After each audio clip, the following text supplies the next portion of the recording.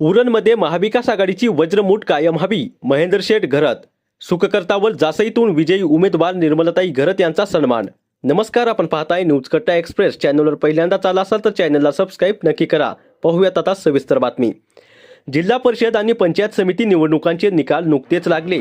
त्यात उरण पंचायत समितीवर महाविकास आघाडीने बाजी मारली.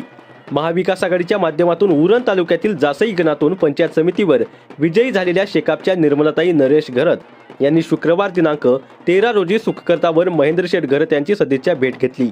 यावेळी रायगड जिल्हा काँग्रेसचे अध्यक्ष महेंद्र शेठ घरत यांनी त्यांचे पुष्पगुच्छ शाल देऊन सन्मान केला आणि पुढील वाटचालीकरता शुभेच्छा दिल्या.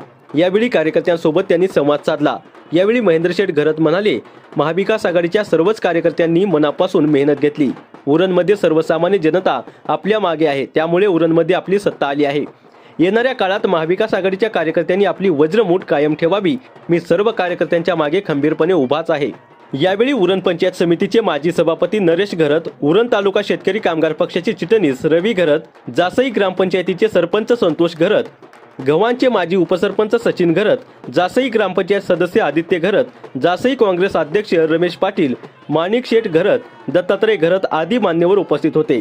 न्यूज कट्टा एक्सप्रेससाठी रायगड जिल्हा संपादक संजय गायकवाड.